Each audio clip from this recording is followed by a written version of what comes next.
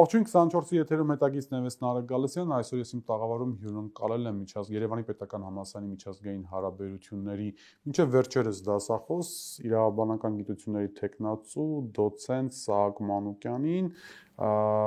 Սահակ, ողջույն։ Ողջույն ձեզ Նարեկ ջան։ Եվ շնորհակալ եմ հրավերս ընդունելու համար։ Մեր հեռուստադիտողներին ասեմ, որ համալսարանում կրթական գործընթացի, այսինքն դասապրոցեսի ժամանակ Սահակ Մանուկյանը իրավաբանական այսպես էքսպերիմենտ անելու համար բերել էր մի օրինակ մեր պրակտիկ քաղաքական կյանքից, կոնկրետ քրեական գործից, որը հետագայում առիթ հանդիսացավ կամ պատճառ հանդիսացավ, որպեսզի Երևանի Պետական համալսարանի նախկին իմ քայլական ռեկտորը նրան աշխատանքից հեռացնի, խնդրեի պարզաբանել, թե ինչ է կատարվել ու ինչ այսպես անարդար վերաբերմունքի եք արժանացել։ Շնորհակալություն Նարեկ հրավերի համար։ Իրադարձությունները զարգացել են հետևյալ կերպ մոտ 10 օր առաջ ընդամենը հերթական դասախոսություն էի կարդում, հարցաշարի հերթական հարցն էի ներկայացնում Հայաստանի Հանրապետության պետական և քաղաքական համակարգերի առարկայի շրջանակներում։ Հասել էինք հարցաշարի այն հարցին, որը վերաբերվում էր քաղաքական ռեժիմներին և ներկայացնում էի դեմոկրատական քաղաքական ռեժիմը։ Թվարկում էի բնութագրիչ հատկանիշները, որոնցից մեկն էր նաև խոսքի ազատությունը։ Եվ ուսանողներից բացատրում էի, որ խոսքի ազատությունը չի կարող անգամ դեմոկրատական ռեժիմի պայմաններում կրել բացարձակ բնույթ եւ կավարտվի այնտեղ, որտեղ որ կսկսվի դիմացինի արժանապատվությունը։ Էլեկտրոնային գրատախտակի վրա ֆիքսել էի խոսքի ազատություն բառը եւ որպես դրա սահմանափակում նշել էի, որ դրանք սահմանափակվեն զրպարտության եւ վիրավորանքի տեսքով։ Դուք պետք է ուշադիր լինեք ձեր առօրյա երկրորդական խոսքում, որ դիմացինի արժանապատվությունը հանգած չոտնահարեք։ Եվ որպեսզի ուսանողները սերտեն յուրացնեն դասը, պիտի պրակտիկ օրինակ ներկայացնեի։ Բերեի որից է վիրավորական կամ զրպարտչական բնույթի արտահայտություն, որպեսզի իրենք հասկանան, զանազանեն։ Ֆիլմ կա հայկական արտադրության, կոչվում է Scotch & Whisky վերնագիրը,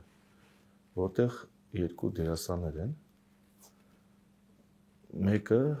հանցագործի կարգավիճակ ունի, մյուսը զոհի կարգավիճակ, Ռաֆայել Երանոսյանը զոհ է, եւ հանցագործը, որի մարմնավորում է Սոշ Ջանիբեկյանը, զրկելով իր զոհին ազատ տեղաշարժման իրավունքից, նաեւ հետեւյալ մի արտահայտություն է անում, որը ես չեմ բարձրաձայնում։ Հարցում ուսանողին ասում են, ֆիլմը դիտել եք, բոլորն ասում են այո, իհարկե։ Հարցում այս դրվագը հիշում եք, մեծ մասը հիշում է, որ մասն որ չի հիշում, իրար ականջի փսփսում են, եւ ասում եմ, եկեք հասկանանք, այդ հանցագործը իր զոհին, որ այս բառն ասում է, ասես արժանապատվության ոտնահարում է, թե ոչ կամ։ Իսկ ինչ բառը, թե ուսանողին ասել եք, մեզ էլ ասեք։ Այո, իհարկե կասեմ։ Սոշ Ջանիբեկյանը ասում է իր զոհին ֆուցը։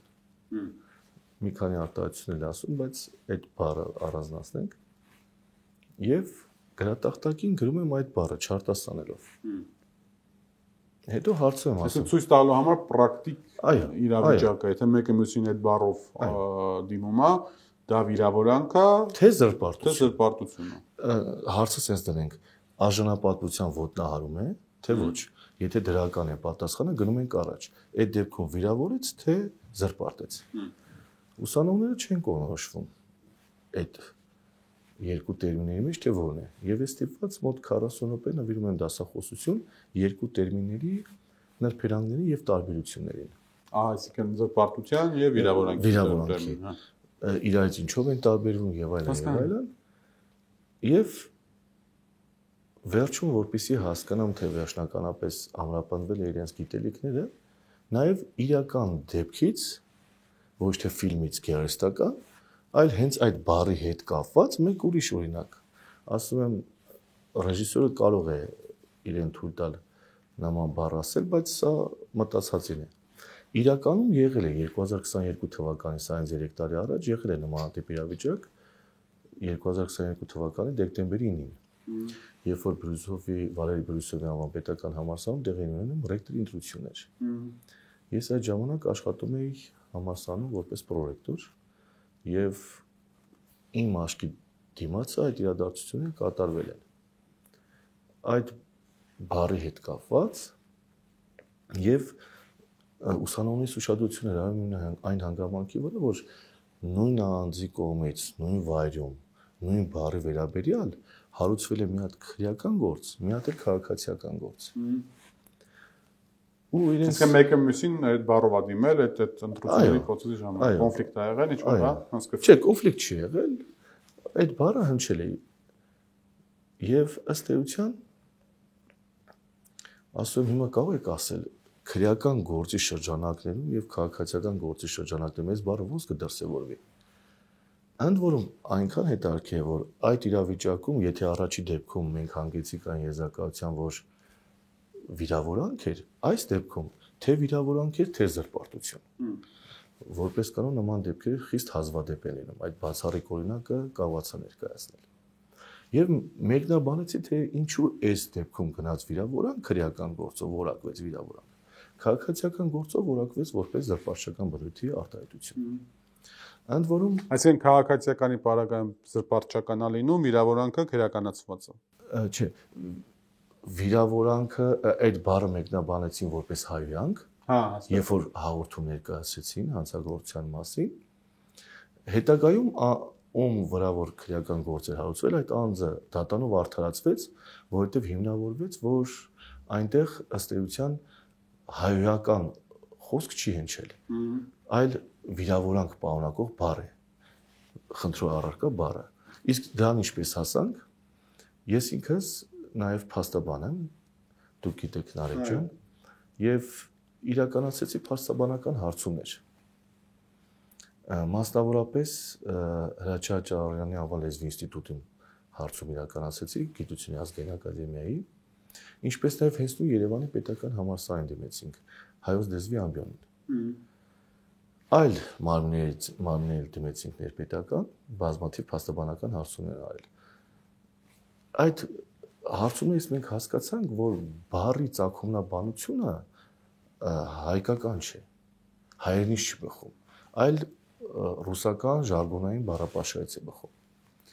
Ես ինքս երկու փաստաբանական միջազգային հարցում արեցի Ռուսաստանի Դաշնության բուհեր, լեզվաբանական ուղղվածություն ունեցող, եւ այնտեղից եկավ պատասխան, որ ինքը ունի ռուսական արմատ, բխում է ռուսերենից, բայց եկել է Օդեսայից, Օդեսայի հրեաների, Օդեսայի ժարգոնից, այսինքն Ֆենիայից, այսպես ասած։ Այո, Ֆենիայից։ Այդ ժամանակ էլ արդեն սկսվել էին հատուկ ռազմական գործողությունները։ Ես համարձակվեցի, դիմեցի նաև Ուկրաինա, եւս մեկ փաստաբանական միջազգային հարցում իրականացրեցի, Ուկրաինայից բարեբախտաբար ինձ պատասխանեցին եւ հաստատեցին, որ այո, հենց այն է, ինչ որ կա, եւ ամենակարևորը, թե ներպետական եւ թե միջազգային բոլոր հարցումները փաստաբանական միաբերան պնդում էին, որ հայհոյանքի մասին խոսք գնալ չի կարող։ Վիրավորական բնույթի արտահայտություն է։ Եվ մենք անգամ սեռական բան չի, բացարձակ, որը հիմք հանդիսացավ անձի արդարացման համար։ Այսինքն ոնց ինչ-որ ապուշ կարած ասած խոսքը։ Այո, հենց հիմքերից մեկն էլ բարի ապուշն է կամ զոհ։ Այսինքն ես ճիշտ եմ հասկանում, Սակ, դու պրակտիկ ներկայացրել ես քո դասախոսության ժամանակ քո փաստաբանական գործունեության ընթացքում ունեցած կոնկրետ մի դրվագ ու դրանով փորձել ես ուսանողներին բացատրել, թե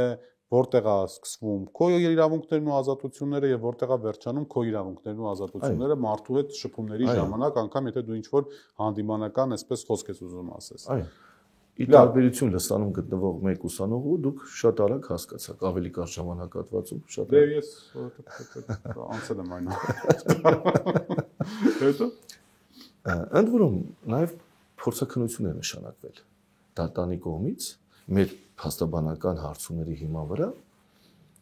եւ փորձագետներն էլ միաբերան պնդեցին, որ սա հայհոյանք չէ, այս բառը հայհոյանք չէ։ Ու այդ մարդուն, որ այդ բառը ասել էր ընտրությունների ժամանակ, արդարացեցին այդ հիմքով։ Այդ հիմքով եւ Դա էլ հիմք հանդիսացավ մյուս գործում հաղթանակ ապահովելու համար։ Եվ երևի թե հանրային հեռուստաընկերությունը այն բացառիկ դեպքերում, որ պարտվել է դատանում, հենց իմ փոքրիկ ջանքերի շնորհիվ, այդ կատարած աշխատանքի շնորհիվ։ Այսինքն երկու տեղն էլ մենք ապահովեցինք հաղթանակ։ Ընդ որում սա բաց ռեսուրս է, ուսանողներն էլ եմ ասել, որ կարող է գնալ դատալեքս, դատական տեղեկատվական համակարգով գրել այդ գործի համարը, գտնել եւ ուսումնասիրել։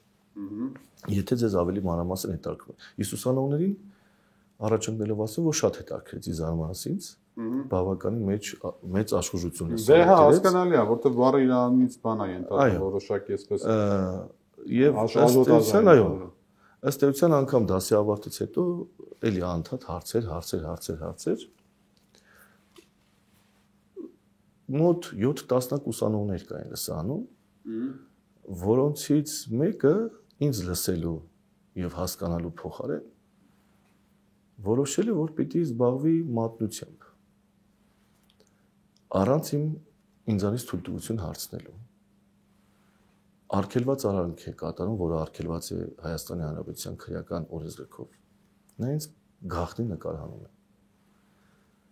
Բայց դա ի՞նչն է արգելված, դասը բան չէ, հրապարակային չէ։ Անձնական իրավունքի հետ կապված։ Հասկացա, բայց դասը հրապարակային, դասը process է, դա կամեջ չի։ Ամեն դեպքում ինքը ինձանից պիտի թույլտվություն հարցնի։ Որտեղ ինքը պապարացի չի լսանում, որպեսզի ինձ գաղտնի նկարի։ Ոչ միայն ինձ, այլ նաև իր կուրսընկերներին է նկարել։ Եվ նկարելը ոչինչ։ Ինքս չեմ պատրաստում այն գործողություններ անել, ինչ որ իրենք արել են իմ դեմ։ Այդ երեխայի հանդեպ, իմ ուսանողի հանդեպ բնականաբար չեմ անի։ Բայց շարունակությունն է արել ինքը։ Էլի մի բան արել, որն էլի արգելված է։ Խախտել իմ հեղինակային իրավունքը, որովհետև դասի ժամանակ արտահայտած մտքերը ինձ են պատկանում հեղինակային իրավունքն է, եւ նա դա էլ է խախտել, ոտնարել իմ հեղինակային իրավունքն է նաեւ։ Ինչ որ բացատրել եմ լսանում այդ սխեման, որ բացատրել եմ խոսքի ազատություն, երկու սահմանափակումներ, վիրավորանք, զրպարտություն, տակը գիծեմ քաշե գրել եմ խնդրող առարկա բառը, հետո մի հատ եմ գիծ քաշե գրել եմ դրա հոմանիշ բառը, ապուշ հիմար եւ Նարեկ ջան, տրամադրում է իր ծնողին։ Ծնողն էլ այդ մատնագիրը ուղարկում է իմ գործատուին, բայց ներողություն, ստեղ ստոպ, ինչքան գիտեմ, ծնողը տենց հենց այնպես ծնող չի, ծնողը իշխող քաղաքացիական պայմանագրի խմբակցության անդամ է, չէ՞, ինչքան հասկանում եմ, ես տենց եմ կարծում։ Ես հետո եմ իմացել դրա մասին, այո։ Բարեբախտաբար կամ դժբախտաբար, երևի թե բարեբախտաբար, ես դրա մասին չեմ իմացել, որովհետև երբ որ ես մտնում եմ լսարան, ինձ համար բոլորը, անկախ իրենց սոցիալական ծագումից, գույքային դրությունից, ռասայից, անգամ դավանանքից, ինձ համար հավասար են, իմ ուսանողներն են։ Բոլորին նույն վերաբերմունքն եմ ցույց տալիս եւ անկախ իրենց ծնողի ով լինելու հանգամանքից, երբևիցե չեմ մտել եւ չեմ հարցել, ով է քո ծնողը։ Ում երեխան ես։ ՈՒԹՊ-ից ում մասն է խոսքը։ Մի պատգամավորի երեսփոխանուհի կա, ինձ համար գոնե անհայտ է, չեմ կարողանում իր անունը հիշել, անդադ հարցնում են, մեկ հիշում եմ, մեկ չեմ հիշում։ Ոչնչով ինձ համար գոնե հայտնի չէ նա, երեսփոխանուհին։ Եվ ըստ էության ռեկտորը կայծակնային արագությամբ առանց աշխատանքային օրենսգրքով սահմանված կարգի ինձ ազատում է աշխատանքից անակնկալ։ Ուրբաթ օրը երեկոյան ես ստանում եմ իմ ազատման հրամանը։ Հա, բան, էլեկտրոնային փոստի միջոցով։ Ես ներողություն, այսինքն ճիշտ եմ հասկանում, նախ խնդրեի սուտիկիլ հիշել, շատ կարևոր է դետալը, թե ով էր այդ պատգամավորուհին։ Մանավազյան ազգանունով։ Հա, ես էլ չեմ ճանաչում, բայց հա, դուք չեք ճանաչում, անգամ դուք լրագրող եք ու չեք ճանաչում։ Սա մեկ։ Չէ, հիմա չեմ թիրախավորում, ուղղակի իսկապես չեմ ճանաչում մասնա խոսքը, սա մեկ, հա։ Սա մեկ, երկրորդը, փաստորեն ձեր ասած տիկինը ուղարկում է իր զավակի նկարածը համալսարանի ռեկտորին, որը իր նախկին գոլեգան էր եւ իմ քայլական պատգամավոր ա եղել եւ հայտնի այս քաղաքական թիմի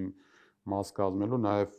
սա արդեն իմ գնահատականն էր, այս քաղաքական թիմի միջոցով ռեպրեսիվ ապարատադարձել ու մինչև ձեզ արդեն բազմաթիվ դասախոսներ հենց քաղաքական հիմքերով ազատվել են աշխատանքից, բայց սա հարցի մյուս կողմն է։ Այսինքն ձեր չեն փորձել խոսել, ձեր չեն փորձել պարզաբանել, հասկանալ թե ինչն է պատճառը, պատմությունը, ճիշտ եմ հասկանում։ Ռեկտորը ինձ հետ ընդհանրապես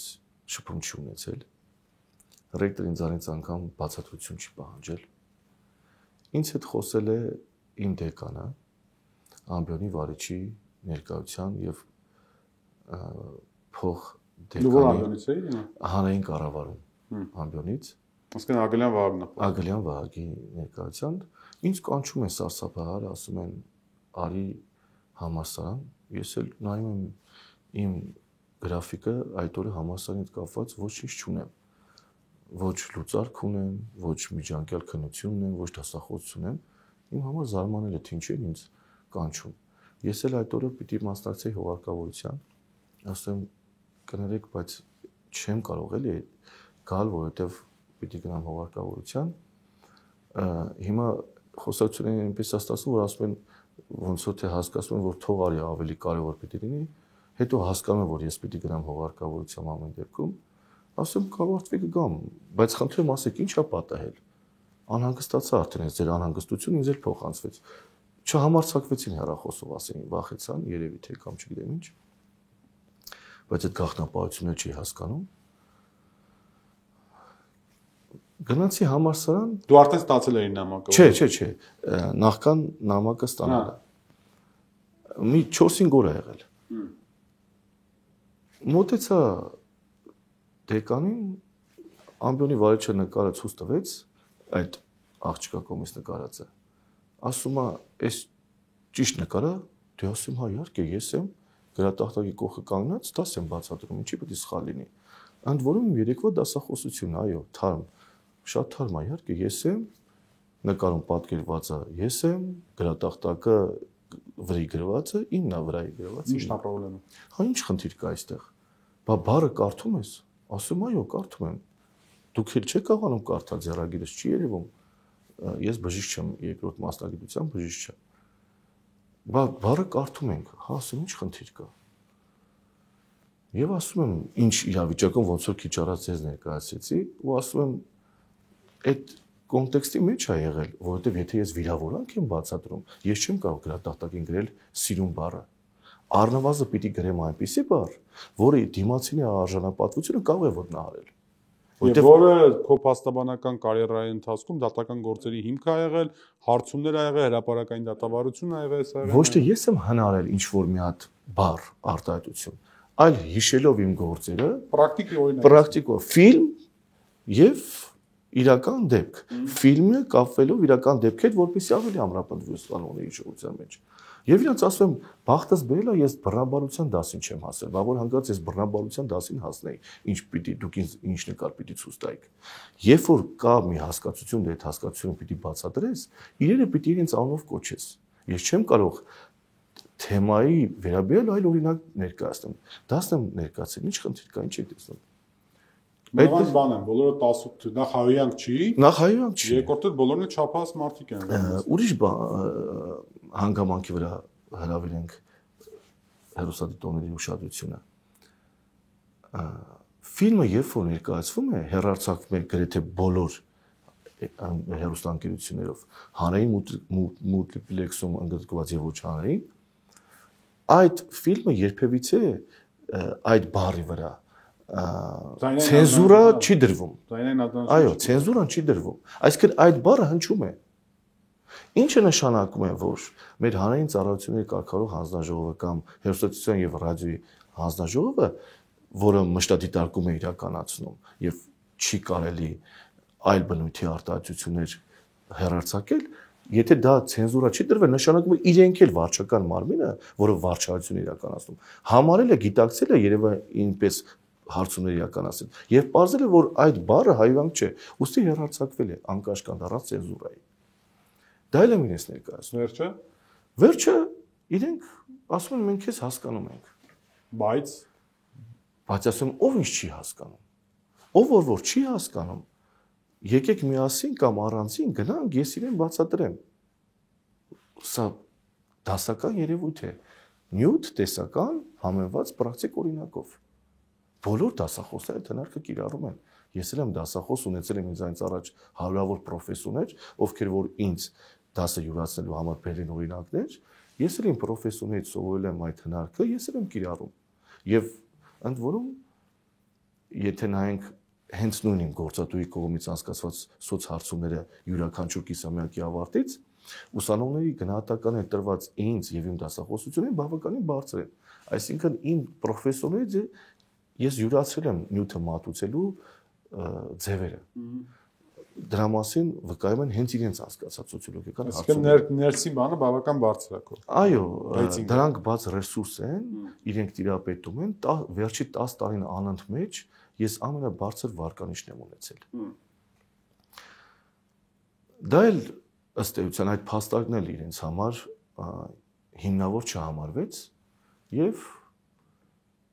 անկեղծ ասած ես այդ երևույթին այնքան էլ լուրջ չէի վերաբերվում,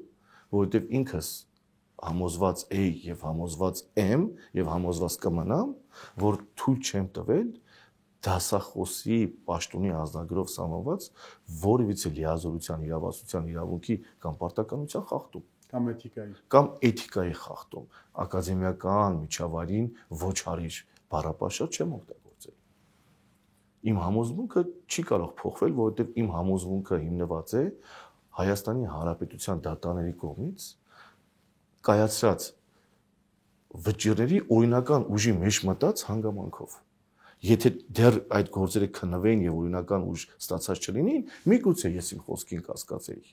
Բայց իմ վստահությունը բխում է Հայաստանի Հանրապետության անունից կայացած դատական ակտերից, որոնք վաղուց մտել են օրինական ուժի մեջ։ Այսինքն իմ համոզմունքը սուբյեկտիվ ընկալման տիրույթում չէ։ Իմ համոզմունքը հիմնված է առնվազն 2 գործերի վրա։ Եվ փորձագիտական եզրակացության վրա, եւ իմ կողմից անցկացված ներպետական եւ միջազգային հարցումների վրա, եւ ֆիլմի վրա, որը ցենզուրա է չի ցուցադրվել, չի հեռարձակվել։ Այսքանից հետո մտածում եմ, որ դա երևի փակվեց, որովհետեւ այնքան պարզ էր խնդիրը, անգամ իմ համար դա խնդիր չէր։ Ես դա երևի թե պետք է, բայց չեմ պատկերացնում ինչ պիտի անեի։ Ինչ որ պետք էր արել եմ։ Գնացել եմ, ներկայացրել եմ, թե այո, ես եմ։ Իհարկե ես չէի կարող։ Այո, ես չէի կարող հերքեր ասել, ոչ, ես չեմ։ Ես կարող եի օգտվել այդ առիթից, ասեի, նա գախնի նկարել է ինձ, դա թույլատրելի ապացույց չի, կներեք, թույլատրելի ապացույց բերեք եւ հիմնավորեք։ Բայց ես անգամ այդ իրավական քայլին չեմ գնացել։ Տեսել եմ ոչ օրինական ճանապարհով ձեռք բերված ինչ որ մի նկարանում եւ չեմ հերքել, այլ հաստատել եմ, ասել եմ, այո, ցավում է, որ այդպես բան են անում, բայց ես եմ, բայց ինչ եմ արել, խնդրեմ ինչ եմ արել։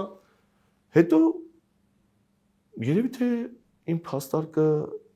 համոզիչ չի եղել կամ երևի թե իմ փաստարկին ուշադրություն չեն էլ դարձրել անգամ եւ ես ստացա ազատման հրամանը։ Ընդ որում երբ որ մենք ուսումնասիրում ենք աշխատանքային օրենսգիրքը, եթե անգամ աշխատողը թույլ է տվել որևիցե կարգապահական խախտում, սանկցիան, որ կարող է տալ գործատուն աշխատողին, տուժի տեսքով, 3 տեսակ է լինում. մեղմից մինչև ամենածանրը, խիստը։ Ինձ մի անգամից ենթարկել են ամենածանր պատասխանատվության կարգապահական։ Դա հենց առաջ կա դեռ նկատողություն, խիստ նկատողություն, այսինքն դա թողնելով իմ արարքը գնահատել են խիստ անընդունելի եւ ըստ էության հեռացրել են, որոշել են, որ պիտի հեռացնեն համալսարանից։ Օրինակ բերելու համար։ Ինչ եք պատրաստում ձեռնարկել այս թեմայով։ Տեսեք, որովհետեւ ես ինչքան գիտեմ, համալսարանի հետ կապված հայցերը բավական շատ են ու ըստ որոշ փորձագետների եւ քաղաքական գործիչների այն համակարգը ռեպրեսիվ, որ այսօր ստեղծվել է Երևանի պետական համալսարանում, երբեք չի եղել Հայաստանի նորանկախ պատմության ժամանակ, որ այս քանակությամբ այլախոհ հայացքներ ունեցող դասախոսային հեռացնում են։ Ձեր պարագան լրիվ այլ է, ձեր պարագան ակադեմիական մակարդակում քաղաքական հանձնարարականի հիման վրա գործողություն է, այսպես ասեմ, այսինքն քաղաքական պաշտոնը չարաշահելով անձնական մոտիվներով մարդուն աշխատանքից հեռացնում են։ Այստեղ ինչ պետք է արվի։ Ձեր դիտարկումը ճիշտ է։ Այսինքն ճիշտ եմ, չէ՞ հասկանում, որ ԿՊ-ական պատգամավորը զանգել է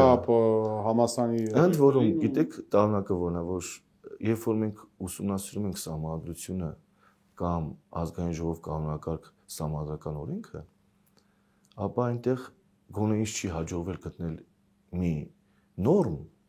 որը թույլ է տալիս երեսփոխանուհուն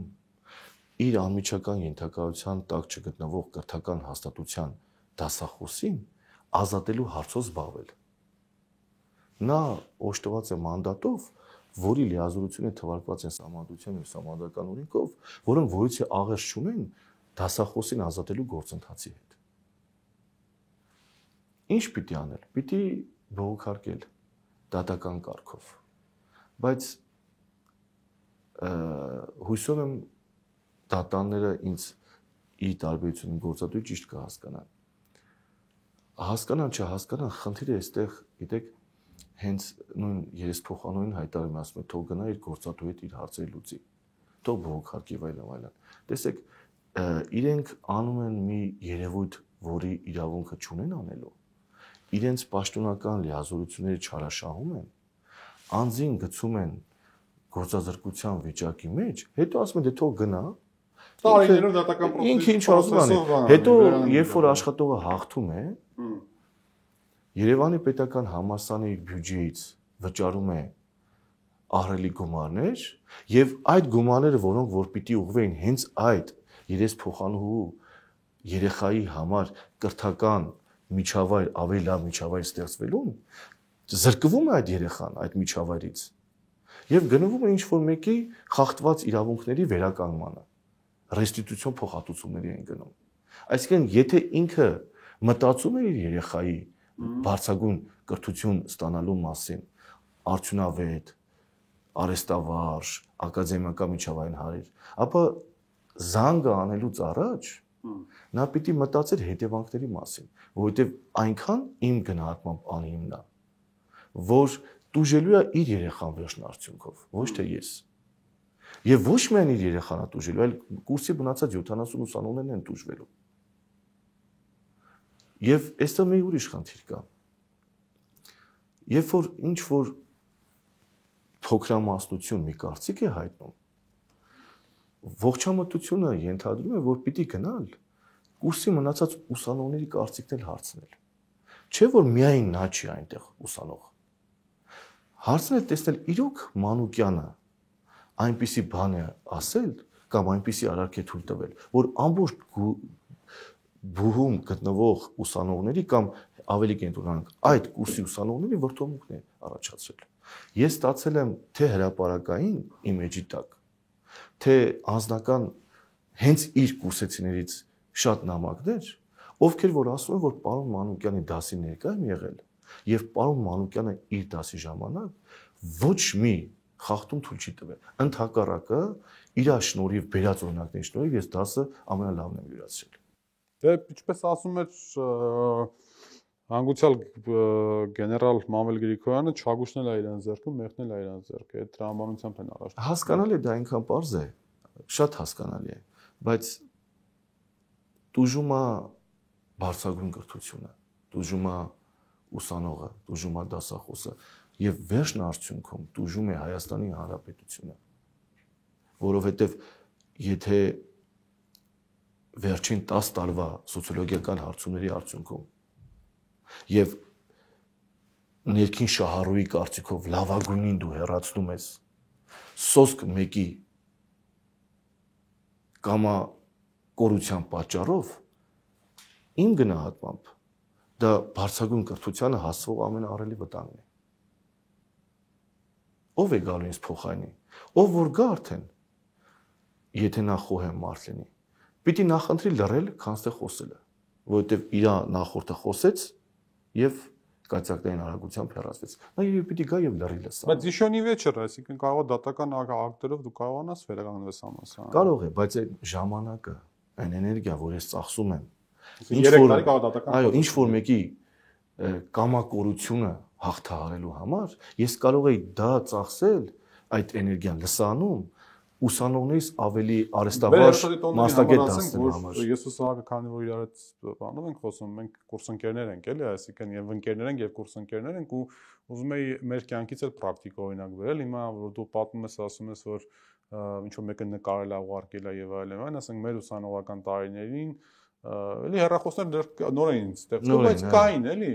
ասենք ինչ-որ մեկի մտքով կանցներ դասախոսին ձայնագրել ու ուղարկել, ասենք ռեկտորին կամ դեկանատ։ Ընդ որում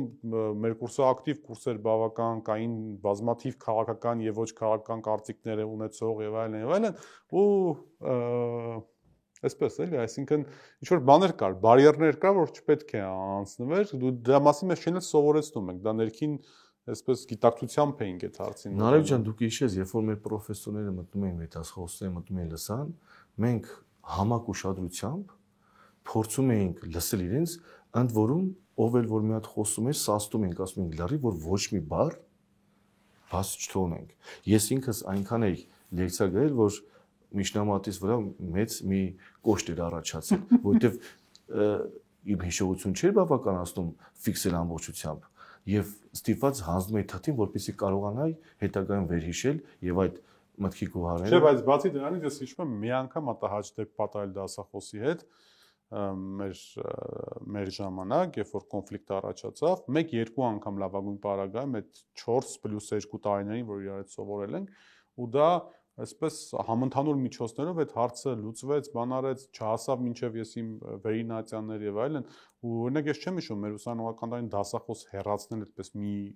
ստորագրությամբ ու մի կամակորությամբ չկար այդպես։ Ես էլ չեմ հիշում նման։ Որտեղ արդեն մարդիկ հետագից ունեին, գիտական բան ունեն,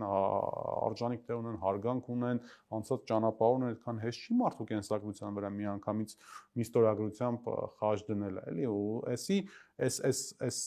զազրելի երևույթը սա բան է, այսպես սովորական է դարձել, նորմա է դարձել արդեն։ Մարդու կենսագրություն ջնջել, մարդուն աշխատանքից հանել ինչ որ մի բառի համար, որ կարող է իրանց թվա, որ ճիշտ չի, ու այսպես շարունակ, սա ինչ մթնոլորտ է, չեմ կարողանում հասկանալ։ Նարեկ ջան, տես,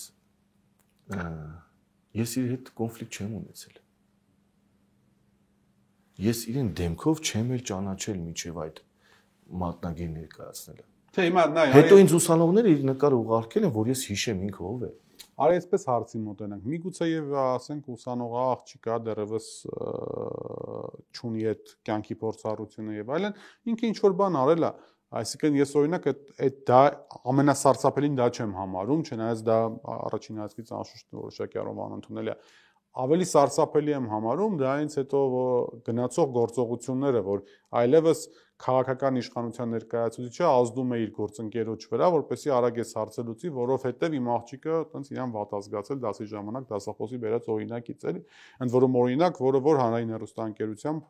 հեռարձակվել առանց ցենզուրայի։ Եթե իմ ուսանողը իմ հետ իմ բարի արտասանած բարի հետ կապված խնդիր ուներ, ինքը տեսել է իմ վերաբերմունքը բոլորի նկատմամբ։ Իմ դասերին առաջի կուրսի իրենց գրեթե դաս չի եղել, որ չգան բարձր կուրսեցիներից նստեն նորից դասեր լսեն, որպեսզի թարմացնեն իրենց հիշողությունները, գիտելիքները։ Եվ ինքը նկատել է, որ ես ոչ միայն իր կուրսեցիների, այլև բարձր կուրսեցիների հետ շատ ուղիղ կապի մեջ եմ։ Եվ նա կարող էր մոտենալ ինձ եւ առանձնազրույցի տեսքով կամ հենց դասի ժամանակ ասեր խնդրում եմ պարոն Մանուկյան այդ բառը մի ասա նա ինձ իրավորում կամ առանձին ինձ գրեր ինչպես բոլորն են գրում տարբեր հարցերով ասեր պարոն Մանուկյան գիտեք այդ օրվա դասին ես ինձ վատ եմ զգացել եւ ես լրացուցիչ անգամ առանց զլանալու եթե կուրսին ներկայացել եմ 40 րոպե իր համար պատրաստ էի 120 րոպե նորից ներկայացնել 10 հատողնած գործը ամենայն մանրամասնությամբ եւ իրեն հանգեցնել այն մտքի որ գիտես երևի թե ուշադիր չես եղել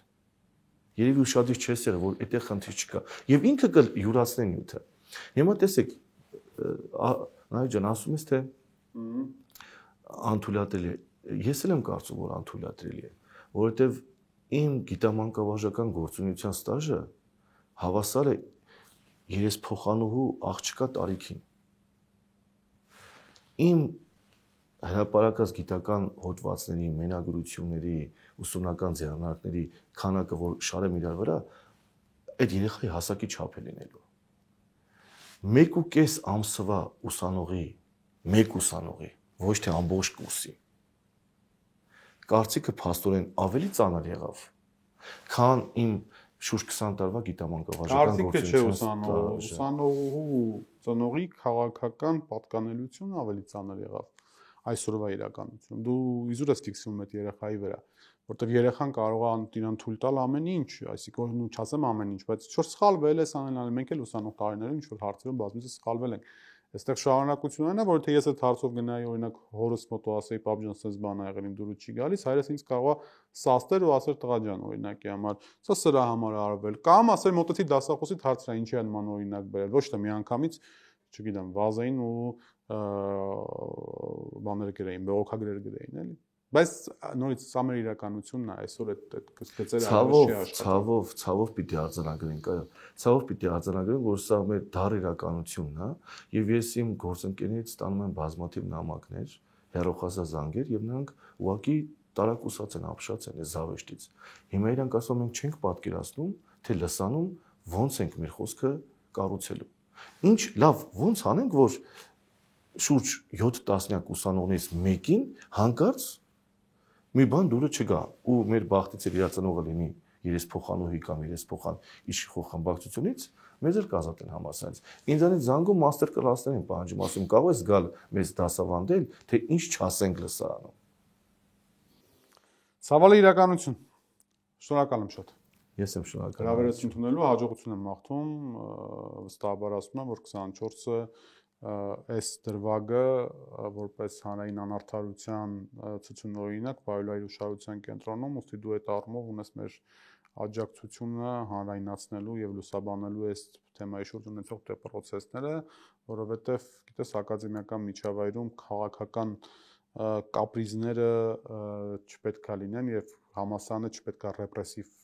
համակարգի վերածվի, ինչպես որ ցավոք վերածվել է այսօրվա իրականությունում, այսինքն դարձել է այս քաղաքական համակարգի, չգիտեմ, ՀԿՑ կա, քննչական կա, դատախազություն կա, թաղապետարան կա, մի հատ էլ համասարան կա այդ նույն շրջանակի մեջ, այդ համակարգի մեջ։ Համայն դեպս, Աստված առաջ, տեսնենք ինչ։ Աստված առաջ, շնորհակալություն հրավերի համար։ Ես եմ շնորհակալ։ Ձեր գործին պահապան։ Իմ հյուրներ Երևանի պետական համալսարանի այս պահին նախկին դասախոս, հուսով ենք վերականգնվելու ենթակա իրավական գիտություն, իրավաբանական գիտությունների տեխնացու դոցենտ Սահակ Մանուկյանը, մնացեք խաղաղությամբ, կհանդիպենք։